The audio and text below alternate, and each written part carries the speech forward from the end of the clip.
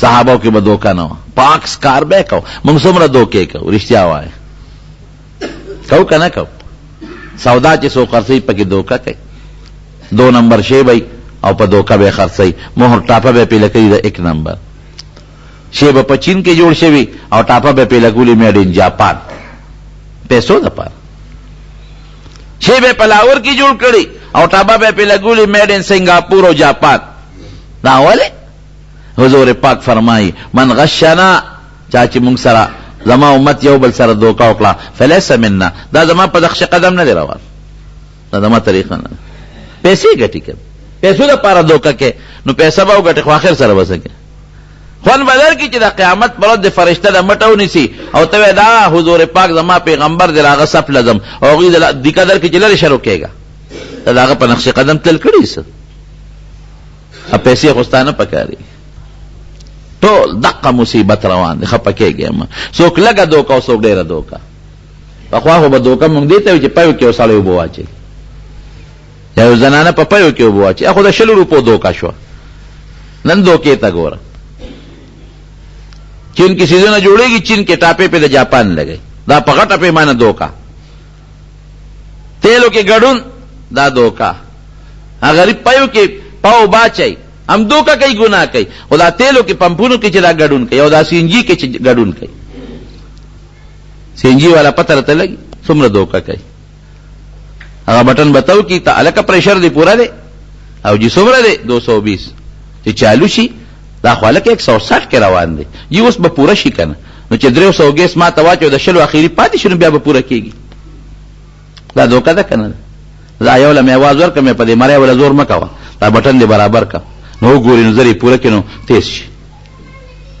یقین وکړه مخکې ورځو کې مې یو ته مې بچې دلته راشي دا پمپ ستا دی که د بل چا دی؟ وی نه جي زه خو نوکر یم. نو مې خیرت ته ځان بل له خراب کړ. وی څوک هم مجبوري مې ده، هېڅ مجبوري نشته، پرېږده نوکري بل څه کوه. تبی د هغې خلکو شو چې پیسه لاړه د پمپ مالک لا او چې کم نوکر د مجرم ځان ده که چې هغه وګټه او جرم تا وکړه. دا ولې؟ مساله کې ګډون، چې رنګونه ورکول او په مخلوق خرڅول، دا په لویه پیمانه ټګي او دوکه. دا ولې دا مخلوق دې حد ته ورسېد؟ دا د خدای نه نه یېرېږي. دا ولې باغیان شو د خدای نه؟ د دې زړه کې د قیامت او د قبر او د آخرت یره نشته چې د به قبر لزم. په یو طریقه د مخلوق خدا نه پیسه وهل، غلط شي په ښه قیمت خرڅول، ګډه کول، دا ټوله دوکه ده. حضور پاک فرمایي زه نه من غشنا فلیس منا، چا چې زما امت سره ټګي وکړه دا زما په طریقه نه دی روان، زما طریقې والا نه دی، دا د یهودیانو طریقې او که د عیسایانو طریقې په هغې به روان وي. پېښور کې مې یو ځل 2 کسانو قالینو ورسره ما ولا آواز ورکړه مې دلته راشه په څو خرڅه نرخ یې راته ووایي، به زه ترې روان شم. ما ته وي نه که نه ته ووایه څه ووایه.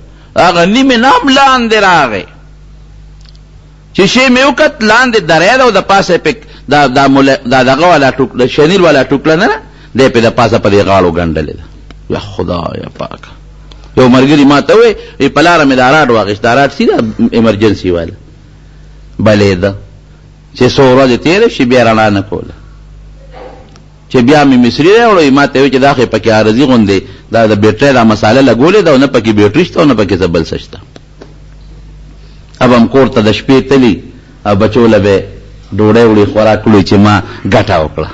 مسلمان له مې جیب و د مسلمانانو د لوی خدای نه یره پکار مه خورئ په بچو هغه خوراک چې قبر کې پې ته ډبېږې، د دغې نه لږه خره دی بچو له مه خورئ په هغه څیز چې آخرت کې کوتک تا ته نیولي او د مټه دې نیسي او د حضور پاک د مخې نه دې خوا کې او دوزخ ته دې غورځوي. دې له نه دی راغلی رسول الله مبارک، مسلمانه دې له نه دی راغلی، دې له راغلی چې دا ټګي ختمه کړه، دا دوکې ختمه کړه. دا د بد اخلاقۍ مثالونه دي. غلا غلطي څومره غلاګانې، جومات نه بلفونه خلک پټوي که نه پټوي. دا جومات ته جلنده موږ ولې وو، دا خدای کور ته ولې جلنده وو. دا روسیې راځي غلا کوي که د امریکې نه څوک راځي او که د هندستان نه راځي. رښتیا ووایه که دا مسلمان د لاس د مسلمان د هغه چا د لاسه جرندوو چې سبا پې موږ جنازه کوو چې مړ شي خدای مو بخه پلان کې مړ دی او سوزګي به ګرځي او جنازه کې 11 بجې جنازه او ثواب دارین حاصل کې ثواب دارین نه عذاب دارین حاصل کې دغه سپیره خو د جمعات نه درې پټای او پکې کوزي او داسې مې موریدلې چې قرآن شریفونه ډېری کې په خو دی پکې کوز کړی دا مسلمان دی تاسې مسلمان دی واسکټ مې وسته د اخره چې پیسې مې د مخې جیب ته وستې ډېره موده شو صادر مې وسره کې خو چې لاړم واسکټ نو مې اخره چې پیسې مې تېستې یو ځل مې وځي او سړی راغی اجرا که چې دلی کېدم مې مالې دی خودو چل دی کم خیوړې یو ځای د چا پخوا مخکې د صدر کې بیان له بوتلې وم تقریر مې وکړه چې رالم سپلای مې کتې سپلای نه وي سپلای مې نه سپلای نشته هلکه ما سپلای مې وې څه شوې مې د یو هلک راغی چې را چې سنبال یې کم دله نو هغه یو خاندوي زه سنبال کړی دله زه ورته تقریر کوم ما نه سپلای پټی خو د دین وتخې حاجي صاحب دا مسلمان پس د 300 به په سلو خرڅ کړي نو څه ګټه دی وکړه د خدای بے انصاف دا موږ مسلمانان یو کنه دوکې ټګیانې غلا غلطه مسلمان ته ضرر رسول مسلمان دوکه کول ایو سړی مسلمان شو کافر نو چې جمعه ته راوس سپلای خلکو په صدا ولې وینا سپلای به مخ کېږدو وی ولې دا سپلو ځای خدای جمعه ته سپلای مخ ګرځي ته بوټان نه در نه کو وی دا خلک پټي وی دا اسلام نه لري قبول دا خدای دا کور نه عمرانه شي پټي دا زموږ حالت هیرونو بد اخلاقی ور یواز دا ګندګيري نه ډېر مثال دوکه ګناه ده کبر دا د بد اخلاقی بل مثال تکبر کبر بنه کې قرآن شریف کې الله تعالی فرمایي لا تمشي في الارض مرحا فكبر بنزي انك لن تخرق الارض ولن تبلغ الجبال طولا کتريرم کبرو کې نو دا غر خدای پیدا کړی نه سر اوچت کړ او نه د ځمکه شلو شي چې خپل په وردن نه کې نن سبا مکبرجن خلک څومره دي مسلمان ته سړی زوی مت نه ښکاري کبر لوی پکې تواضع حضور پاک غوندې څومره لوی شخصیت الله اکبر صحابه فرمایي چې مجلس کې بناستو مجلس کې نو باري چې به یو سړی راغی داسې انسان براغی چې حضور پاک به مخ کې نو لیدلې وی نه به پیژنده به نه چې دې کې نبی رسول الله کم یو دی لکه سزان له لوی حیثیت نو چې ګری پګاده بناستی یا لوی درو یا لوی قالین بوته پروت نه به پیژنده دا د حضور پاک اخلاق دي کور کې د نبی بی عائشہ صدیقہ فرمایي موږ سره به د کور کار کو چې بانګ به وی جمعه ته بلا په سفر چې بروانو د مرګرو نه مخ کې نه تسپینګری نه مخ کې نه دتلې رستو بروانو او دغه صفاتونه چا کې پیدا دي صحابه کې صرف یو مثال درکوم مصر فتح شو مصر حضرت ابو عبیدہ ابن الجراح رضی اللہ تعالی عنہ گورنر شو چې گورنر شو نو حضرت عمر فاروق ته مصر ته زو مصر فتح شو او مصر خود پیغمبرانو علاقه د انبیاء او پیغمبرانو زمکه نو لویا قافله روانه د امیر المؤمنین حضرت عمر فاروق پکې دی مصر ته ځي نو په یو ساری به 2 کسان سوریدل د سورلې کمیو نو یو حضرت عمر دی یو غلام دی دواړه په یو ساری سوار دي نو وی چې کله به حضرت عمر فاروق رضی الله عنه د کوزیدو ټیم راغی نو غلام به ورته وی صاحب ته به نه کوزیږي ستا په ځای به هم زه ډیوټي کوم وی نه داسې نه ده چې کله نمبر ستا راشي نو ته به بره کښېنې زه به د اوښ پړې نیسم او چې کله زما راشي ته به کوزیږې زه به بره کښېنم او ته به پړې نیسې داسې به څوک وکړي زرداري کاکا به داسې وکړي چې کله به نمبر راغی عمر صاحب به کوز شو غلام ته وی بره خېجه ابا وخت حضرت عمر به پړې نیولې د اوښ روان به خپل اندازې به وي بیا به حضرت عمر بره شو غلام به پړې نیولې نو چې مصر ته نږدې شو مصر ته د مصر خلق استقبال لروته دي او الته کې اکثریت د يهوديانو عیسایانو دي نو دا اهلی کتاب یهودیان عیسایان هم پلارو کې ولاړ دي، ځکه د حضرت عمر دبدبه او خلکو لیدي وه، دا څومره د دبدبې خاوند دی، او دیانت هم خلکو ته معلوم دی. دیانت یې درته یو واقع بیان کوم. د مصر دا دریاب نه دی، الوی دریاب، دریای نیل، دا به کال کې یو ځل دا ختېده، دا به راوخت او داسې به راوخت چې دا علاقه به یې غرقوله. نو د هغوی زوړ رواج دا چې هغوی به یو خشته جینۍ وکته، ابه یې ناوې کړه او کالیګان او خشته جامې به یې ورته واچولې او ابه یې دریاب ته وروویشته، چې به یې وروویشته دریاب به ښکته شو. په دې یو طریقه وه. نو چې کله مسلمانانو مصر فتح که او ابو عبیده رضی الله عنه گورنر شو، نو د هغه په زمانه کې هم دریاب رو رو اوچتېږي. نو ده تپوس وکړو دا ولې؟ وی دا خو کال کې یو ځل اوچتېږي. وی بیا وی بس مونږ یو خشته جینۍ ګورو، یو پکې وروغورځو، چې دا یو دې پکې مړه شي خو نور مخلوق خو به بچ شي که نه، دا دریاب ښکته شي. هغه پام کوي دا کارونه کوي. حضرت عمر فاروق له استازی ولېږه، وی صاحب دلته د جاهلیت یو زړه طریقه را روانه ده، هغه یو خط د دریاب په نوم ولیکه، د دریاب په نوم. وی زما دا خط وروغورځوئ او پام کوئ چې جینۍ ورونه غورځوئ، که بیا غرقۍ کړي نو غرق دې کړي، مصر غرقۍ نو غرق دې کړي. دریاب دغه وخت کې بس راوچت شوی دی، خلک وایي یسې به دا ټول مخلوق غرق کېږي، یو جینۍ به پکې قربان کوې نه.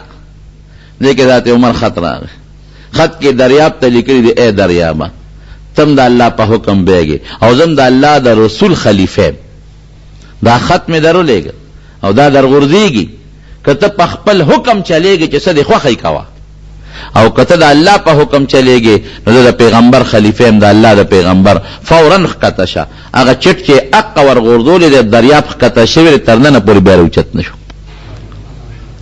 دې مرتبه ده، دې مرتبه ده. نو دنیا تماشې ته راغلی ده چې نن هغه امیر المؤمنین را روان دی، 22 لاک مربع میل علاقه فتح کړې ده، او اتفاق ته ګوره چې د مصر اخیری منزل دی، دا اوس د غلام د سورېدو ټیم دی. غلام متوي صاحب داسې کار دی مهرباني وکړه، خلق د استقبال لدا دونه جلوس جلسه ده، ګوره لارو کې خلق ولاړ دي، زنانه او نارینه او ښځې او سړي واړه، او دې کې به اهل کتاب کافر می خدای دپاره کا، او دنیا هغه چې کم فوج دی ورسره او کم مشیران دي هغوی ورته زولی نیسي چې موږ ولې رسوا کې. وی نه انصاف به کوو، نمبر د غلام دی دې به بره سورېږي، زه به پړی نیسم. وی داسې مه کوه، خیر دې مهرباني وکړه. وی نه کېږي نه داسې، دا انصاف به کوو. غلام ته یې بره خېږي، غلام بره کېنه، حضرت عمر پړی نیولی او اعلان یې وکړه چې څومره لښکر ورسره دی، اعلان وکړه قل للمؤمنین یغضوا من ابصارهم، ټول مسلمانان سرونه ښکته کړي، ځکه چې د مصر ښځ زنانه راوتې وې، لارو کې ولاړې وې چې کم اهل کتاب او کافرانو ښځې وې، او بازارونو کې سوداګانو ته هم زنانې ښودلې وې. وی دا مسلمانان ځان ته په یو طریقه رامایل کړي. وی پام کوئ ګوره، کتابونو مولیان اهل کتاب ور کتابونو ورسره دي چې د پیغمبر علیه السلام د خلیفګانو خو موږ سره نقشې پرتې دي چې هغوی وکتل، وی کم اوښ باندې، وی دا چې کم مخکې را روان دا د عمر اوښ دی، دا پلان کې نمبر، چې وی کتل وی دا عمر نه دی، دا امیر المؤمنین نشي کېدی. زمونږ په کتابونو کې چې د اخر زمانې د پیغمبر د دویم خلیفه کومه نقشه ده دغه نه دی. وی نه دا نه دی، دا پړی چې نیولې دقه دی، د غلام بره کېنولې، وی دا دی. چې زنانه بیا په بازار تېرېدل سرونه ښکته دي، نو چې بیا دې لږ دمه شو نو جامې شلېدلې دي، نو ابو عبیده ابن الجراح ولې یو نوې جوړه راوړه.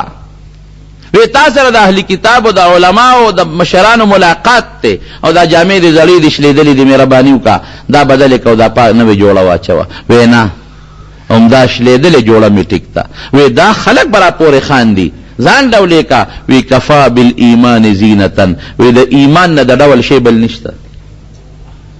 جامه بخپل کار کې اقد ستن تار راوړه چې دا په وګنډم، هغه ستن تار باندې خپل جامه وګنډله او د هغې اهل کتاب او د علماو ملاقات ته لاړ. د هغې اثر سو د مصر ټول اهل کتاب خدای په دغه یو ملاقات مسلمانان کړل. اخلاق نبوي کې کمال دی کنه. د فارس گورنر زی د فارس سعد ابن ابي وقاص اول ته ډوډۍ ده، د دنیا خلقو راغلي د اهل کتاب دي چې ډوډۍ خوري نو ته لاندې پرېوته. فورا یې وړی راوچته کړه، د خاورو ځای ته یې وګراو او خولې ته یې واچوله. ملګري ورته وایي صاحب په رسوا دې کړو، تا دې څه وکړل؟ ټول عیسایان را پورې خاندي، ټول مجوسیانو مشران را پورې خاندي چې ستاسو دومره ګورنر داسې دی. نوړی په ځمکه پرېوته نو هغې یې راوچته کړله او د هغې نه یې خاورې وڅنډلې. مونږ خو دې رسوا کړو، دا یو نوړی به پرېوته دا دې ولې راوچتوله؟ ټولو خلکو درته نه کتل او یو بل ته اشارې کولې. وی زه د دې خلکو د دې کبرجنو خلکو د وجې د خپل پیغمبر سنت نشم پرېښودی. زما پیغمبر و فرمایي چې نوړی د نه پرېوته د خاورو ځای ته یې وغورځوه باقي خولې ته واچوه. د دې قمقلو د وجې د خپل پیغمبر سنت پرېږدم. نن موږ پرېږدو که نه پرېږدو؟ دې غټو غټو مجلسونو ډوډو کې تاسو ته پته زه حاضر شوی یم، په ولاړه یې خوري، په ولاړه یې خوري، په ولاړه بلکل لکه د حیواناتو منډې وای، لکه د خرو په شانتې په ولاړ ډوډۍ خوري. دا ولې پیغمبر سنت؟ قسم دې که مې داسې کړي په دې غټو مجلسونو ډوډۍ کې مې شرکت کړی، ښه په ناسته مې خوړلې او د ټولو نه مې ښه ډوډۍ خوړلې. متیا دې په ولاړه کې ډوډۍ په ولاړه خورې، دا خو د خرو کار دی. د پیغمبر ښکلي سنت ولې پرېږدی چې یو سړی د انګریز په طریقه په سنت او په طریقه فخر کوي؟ د امریکني او د برطانیې د انګریز په طریقه فخر کوي، زه د خپل پیغمبر په طریقه ولې فخر ونه کړم؟ زما د پیغمبر دا طریقه خو هغه له خدای خوښه کړې ده. یو سړی د انګریز په لباس فخر کوي، زه د پیغمبر په لباس ولې فخر ونه کړم؟ زه خو د ده امتي یم، د انګریز امتي خو نه یم. دا بد اخلاقی دی ټول. نو خدای دې مونږ کې د نبوي اخلاق پیدا کړي، د حضور پاک وي. نو د هغې یوې نوړی اثر څه شو؟ هغه خلک چې لاړل بار خپلو مولیانو دې تپوس وکړو ګورنر صاحب څنګه؟ وی ګورنر صاحب حریص دی حریص. وی ولې؟ وی نوړی ته پرېوته نو هغې راوچته کړه او خاورې ورته وڅنډلې. وی دا چلې کړی دی؟ وی دا رښتونی دین دی. ته ته تپوس وکړې چې دا د خپل عادت دی که د پیغمبر عادت هم؟ وی نه نه دی د پیغمبر عادت هم دی. وی ښه دی که داخل شي په دې دین کې. د هغې یوې نوړی د خاورې د څنډلو د وجې نه هغه خلک خدای مسلمانان کړل. نن موږ ټولې طریقې د انګریز خپلې کړي، د انګریز طریقه مو خپله کړې ده او د خپل پیغمبر سنت هم پرېښي. په هغې شرمېږو، په اوږد لباس شرمېږو. هغه لباس موږ له خوند راکوي، په هغه طریقه ډوډۍ خوراک خوند راکوي. د پیغمبر په طریقه موږ شرمېږو. ولې؟ تا د پیغمبر سپک کاري، ظالمه کافر شوې. د پیغمبر لباس ته سپک کاري، د پیغمبر د خوراک طریقې راته سپک کاري. دا ولې؟ نو د حضور پاک د راتلو یو دویم مقصد څه دی؟ بعثت لیتمم مکارم الاخلاق. دې له لېږلی شم چې خلکو ته بهترین اخلاق وښیم او د صحابو نقشه مونږ ته پېښ شوه. داسې اخلاق وښودلی شو، داسې اخلاق چې په مخ د ځمکه داسې اخلاق به څوک پیدا نه کړي. په خپله به ګرځېده. یو سړي غنم خرڅول چې لاس یې پکې وردن نه که مبارک لاندې لامدو. هلکه دا ولې؟ دا غنم خو لاندې لامده دي. وی صاحب باران پې شوی دی. نو باران په بره کېږي که په لاندې کېږي؟ صرف لوندوالی دی پکې. من غشنا فلیس منا. چا چې ټګي وکړه دا زما طریقې والا نه دی، دا به نه کېږي داسې. نورونو مونږ د نبي کریم صلی الله علیه وسلم امتیان یو. ټول وایي الحمدلله. او په هغه مو ایمان هم دی الحمدلله. او دا مو ایمان دی چې هغه څه کړي دي د الله په حکم کړي دي، دا ول الله خوښ کړي دي. او دا مو ایمان دی چې هغه د خیر او د برکت ذریعه هم ده. ګورئ نو مس پروا مه ساتئ د دې غیر دینو خلکو، د هغې د اخلاقو پروا مه ساتئ. د خپل پیغمبر سنت او هغه جمدي کې او د هغې مطابق باندې عمل وکړئ. دې کې د دنیا هم خیر دی او د آخرت هم خیر دی. دا وکړئ. رب العالمین ته زمونږ نه راضي شو. الله مونږ ته ښه اخلاق وښودلی. زمونږ حاجي صاحب ته دعا وکړئ، اماد حاجي صاحب ته الله مغفرت نصیب کړي.